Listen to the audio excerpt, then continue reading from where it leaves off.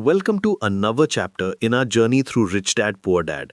Today, we're diving into chapter 5, and honestly, this one's going to change how you think about money forever. But before we jump in, let's quickly recap what we've learned so far. In the first 4 chapters, Robert Kiyosaki introduced us to his two fathers, his real dad, the poor dad, and his best friend's father, the rich dad. We discovered that it's not about how much you earn, but how much you keep. We learned the crucial difference between assets and liabilities. Assets put money in your pocket, liabilities take money out. We explored why the rich don't work for money but make money work for them. And we understood why financial literacy is more important than any degree you'll ever get. Now, chapter 5 takes all of this foundation and builds something incredible on top of it. It's called The Rich Invent Money, and the title itself is revolutionary. Think about it for a moment. Most of us grow up believing that money is something you find. You find a good job, you find a good investment, you find a lucky break. But what if I told you that's completely wrong? What if money isn't something you stumble upon, but something you actually create? This is where Kiyosaki drops one of his most powerful insights. Money doesn't come from your wallet, it comes from your mind. The rich don't wait for opportunities to knock on their door. They actively create opportunities by searching for gaps in the market and turning problems into profit. Let me give you an example that will make this crystal clear. While most people see a traffic jam and get frustrated, a financially intelligent person sees an opportunity. Maybe it's a food truck business for hungry commuters, or a mobile car wash service, or even a ride-sharing solution. The same situation, but completely different perspectives. This brings us to the concept of financial intelligence. It's not just about understanding numbers, though that's important. Financial intelligence encompasses understanding markets, knowing the legal framework, and most importantly, creative thinking. It's about developing the ability to see what others can't see. Here's something that might surprise you. Kiyosaki argues that the primary obstacle to wealth isn't a lack of money, it's a lack of ideas. Think about that for a second. How many times have you heard someone say, I would start a business if I had the capital?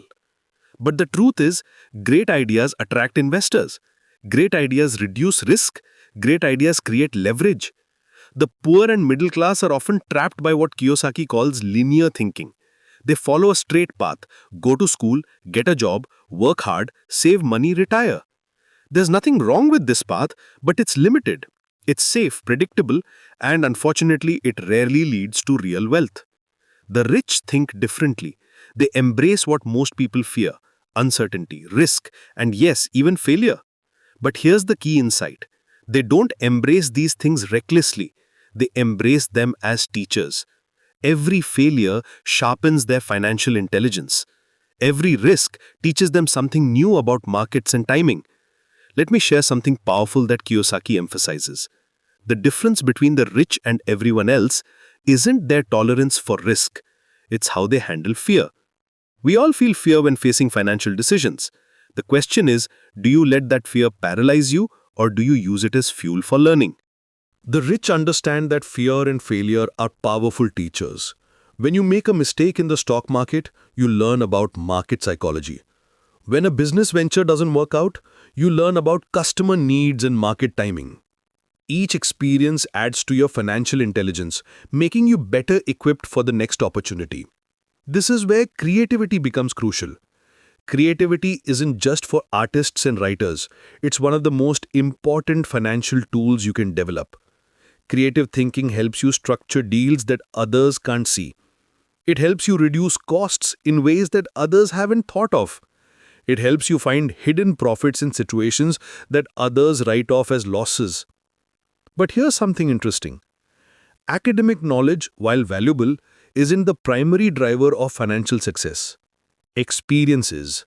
Learning by doing is what really builds your financial intelligence. You can read every book about swimming, but you won't really know how to swim until you get in the water. This connects to something profound that Kiyosaki teaches. Wealth begins in your mind. Your thoughts create your reality. If you constantly think, I can't afford it, you're training your brain to be poor. But if you shift to asking, how can I afford it? You're training your brain to find solutions, to create opportunities, to invent money. Understanding market trends and timing is another crucial aspect of financial intelligence. The rich don't just buy assets randomly, they understand cycles. They know when markets are rising and when they are falling. They understand that timing isn't everything, but it's definitely something important. Here's what separates the wealthy from everyone else. They don't just consume opportunities, they create them. While others are waiting for the perfect moment or the perfect deal, the rich are out there making deals happen. They're turning problems into profits. They're seeing possibilities where others see obstacles. The chapter emphasizes that learning faster than you fear is the ultimate skill for building wealth. This means being willing to make mistakes, to take calculated risks, to step outside your comfort zone. It means understanding that your greatest asset isn't your house or your car. It's your mind and your ability to learn and adapt. What's truly revolutionary about this chapter is how it reframes our entire relationship with money and opportunity. Instead of seeing yourself as someone who needs to find money, you start seeing yourself as someone who can create money. Instead of waiting for opportunities, you start creating them. This mindset shift is everything. When you truly understand that money is invented, not found, you stop being a victim of circumstances and start being the creator of your financial destiny. You stop making excuses about not having enough capital and start focusing on developing better ideas. The rich don't have some secret access to opportunities that you don't have. They've simply trained themselves to see opportunities everywhere. They've developed their financial intelligence to the point where they can turn almost any situation into a profit-making venture. As we wrap up this exploration of Chapter 5, remember this. Your financial future isn't determined by your current bank balance. It's determined by your willingness to develop your financial intelligence, to embrace learning from failure, and to start seeing money as something you create rather than something you find. The journey from poor dad thinking to rich dad thinking isn't easy, but it's absolutely possible. It starts with changing how you think about money, opportunities, and your own capabilities. It starts with understanding that the most powerful tool for building wealth isn't in your wallet, it's between your ears. Thank you so much for joining me on this incredible journey through Rich Dad Poor Dad. Keep learning, keep growing, and remember, आपका financial future आपके हाथ में है. Until next time, keep investing your